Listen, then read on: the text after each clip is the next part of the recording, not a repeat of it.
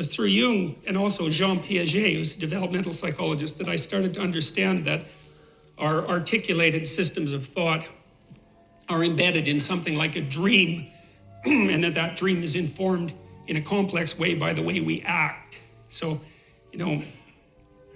we act out things we don't understand all the time. And if that wasn't the case, then we wouldn't need a psychology or a sociology or an anthropology or any of that, because we would be completely transparent to ourselves. And we're clearly not.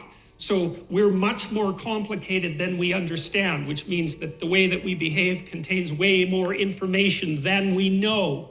And part of the dream that surrounds our articulated knowledge has been extracted as a consequence of us watching each other behave and telling stories about it for thousands and thousands and thousands of years, extracting out patterns of behavior that characterize humanity and trying to represent them partly through imitation, but also through drama and mythology and literature and art and all of that, to represent what we're like so that we can understand what we're like. And that process of understanding is what I see unfolding, at least in part, in the biblical stories. And it's halting and partial and awkward and contradictory and all of that, which is one of the things that makes the book so complex. But I see in it the struggle of humanity to rise above its animal forebears, say, and to become conscious of what it means to be human.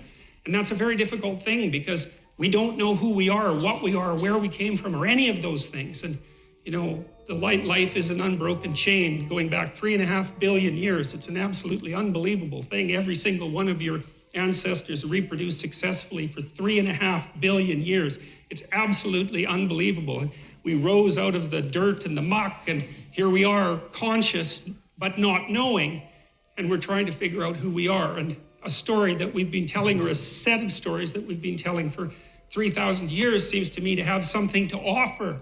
And so when I look at the stories in the Bible, I do it, I would say, in some sense, with a beginner's mind. It's a mystery, this book, how the hell it was made, why we preserved it, how it happened to motivate an entire culture for 2,000 years and to transform the world. Like, what's going on? How did that happen?